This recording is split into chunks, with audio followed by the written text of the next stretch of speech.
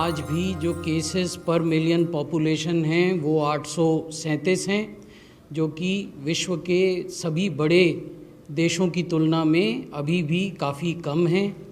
और कुछ देश तो ऐसे हैं जहां भारत की तुलना में 12 या 13 गुना अधिक केस हैं पर मिलियन पॉपुलेशन।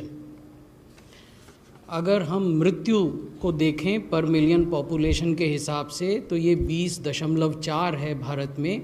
ये भी विश्व में सबसे कम मृत्यु दरों में से है।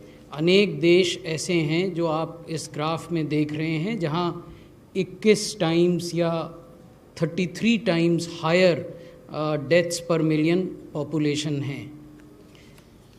ये महत्वपूर्ण स्लाइड है क्योंकि हमारा ये मानना है कि जब हम कोविड से लड़ाई कर रहे हैं तो एग्रेसिव टेस्टिंग सबसे बड़ा हथियार है।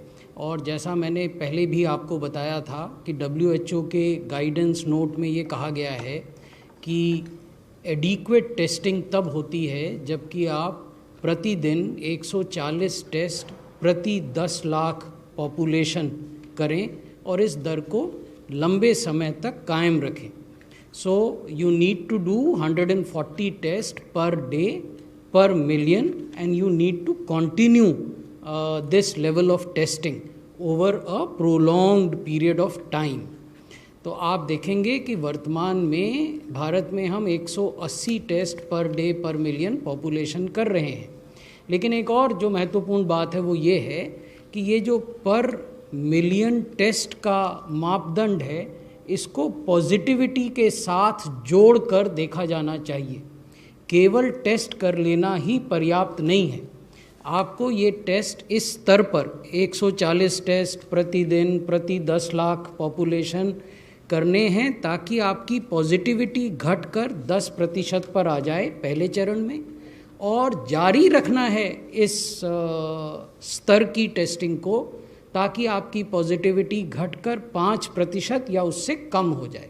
So that is the ultimate aim, to maintain this level of testing and to bring positivity down to 5% eventually or even lower than that। ये जो अगली स्लाइड है इसमें हम आपको ये बता रहे हैं कि आज भी भारत में 30 राज्य और यूनियन टेरिटरीज संघ शासित प्रदेश ऐसे हैं जहाँ की पॉजिटिविटी भारत की जो पॉजिटिविटी का औसत है उससे कम है। सबसे नीचे भारत की पॉजिटिविटी है देश की विच इज़ 8.07। ये भी डायनेमिक फिगर है, प्रतिदिन ये बदलता है, तो हम आपको लेटेस्ट आंकड़ा दिखा रहे हैं। और ये वो राज्य हैं, कुछ राज्य, क्योंकि 30 राज्य हम आपको इस स्लाइड में नहीं दिखा रहे हैं, लेकिन वो बड़े राज्य हैं जहाँ की पॉजिटिविटी देश की पॉजिटिविटी से कम है। और जैसा मैंने पहले आपके समक्ष निवेदन किया कि आप 140 टेस्ट प्रतिदिन प्रति 10 लाख पॉपुलेशन तो करें ही, लेकिन एम ये होना चाहिए कि इसके साथ पॉजिटिविटी पहले 10% पर लाएं अगर ज़्यादा है, और फिर धीरे धीरे उसको 5% पर या उससे कम लाएं।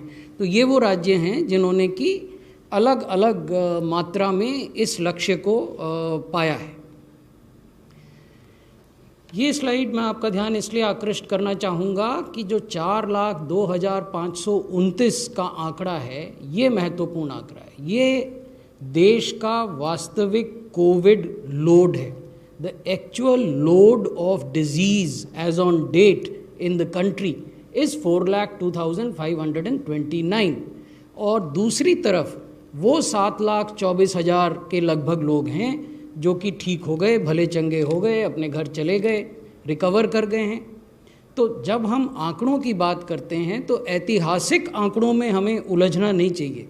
हमें अपना ध्यान केंद्रित करना चाहिए एक्टिव केसेस की संख्या पर, क्योंकि वो केसेस हैं जो या तो अस्पताल में हैं और हमारे हेल्थ सिस्टम की एफिशिएंसी का इम्तहान उन केसेस के ठीक होने से है, या ये वो केस हैं जो घरों पर हैं, होम आइसोलेशन में हैं और उनकी भी मेडिकल निगरानी की जा रही है। उसके भी अलग अलग तरीके हैं जो हम आगे आपसे विमर्श करेंगे।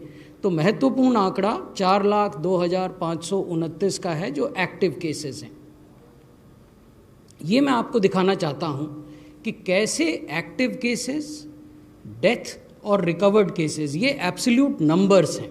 आप देखेंगे कि जो नीला हिस्सा है इस ग्राफ का वो केसेस हैं जो एक्टिव केसेस हैं, यानी जो केस या तो अस्पताल में हैं या घरों में होम आइसोलेशन में हैं।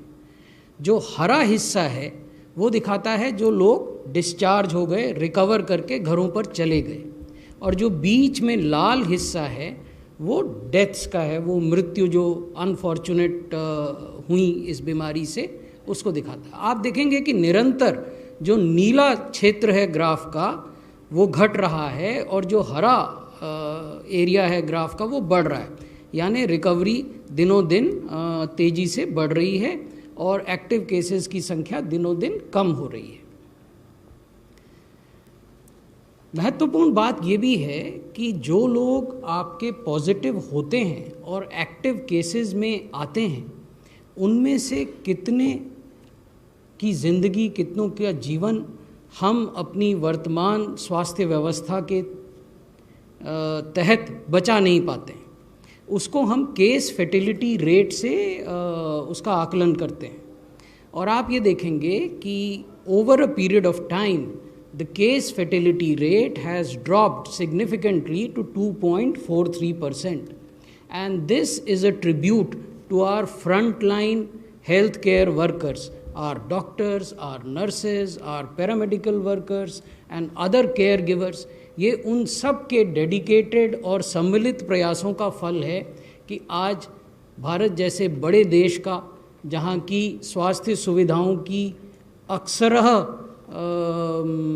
उनको क्रिटिसाइज़ किया जाता है कि वो अपेक्षा के अनुरूप नहीं हैं, तो सीमित संसाधनों के होते हुए भी अगर इतने बड़े देश में केस फर्टिलिटी रेट को 2.43% पर सीमित किया जा सका, तो ये इसमें एक बहुत बड़ा रोल हमारे डॉक्टर्स और पैरामेडिकल वर्कर्स का है। एक रोल एम्स न्यू दिल्ली जैसे इंस्टीट्यूशंस ऑफ एक्सीलेंस का भी है, जिन्होंने कि आगे बढ़कर विभिन्न जो देश के मेडिकल कॉलेज हॉस्पिटल्स हैं उनको इंगेज किया, उनके क्लिनिशियंस, उनके आईसीयू के डॉक्टर्स उनके साथ टेली कंसल्टेशन किया, हफ्ते में 2 दिन करते हैं और उनको बताते हैं कि किस तरह से मरीजों की बेहतर देखभाल की जाए जिससे इस केस फर्टिलिटी रेट को और कम किया जा सके। जब हम ये कहते हैं कि देश का केस फर्टिलिटी रेट क्या है 2.43, तो हमें ये भी देखना चाहिए कि अनेक राज्य और अनेक संघ शासित क्षेत्र ऐसे हैं जहाँ की केस फर्टिलिटी रेट राष्ट्रीय औसत से भी कम है, उनका भी जिक्र यहाँ हमने किया है। और ये भी एक संतोष की स्थिति है कि ये वो राज्य और संघ शासित क्षेत्र हैं जहाँ 1000 या उससे अधिक केस रिपोर्ट हुए और तब उनका फर्टिलिटी रेट इतना है। जहाँ मान लीजिए केवल 100 ही केस हैं या 200 केस हैं, संभवतः वहाँ केस फर्टिलिटी रेट की तुलना राष्ट्रीय औसत से करना उचित नहीं होगा। इसलिए हमने आपको वो तुलना दिखाई है ऐसे राज्यों की और ऐसे यूटीज़ की जहाँ 1000 या 1000 से ज़्यादा केसेस हैं, उसके बावजूद उनका केस फर्टिलिटी रेट देश के केस फर्टिलिटी रेट से बहुत कम है।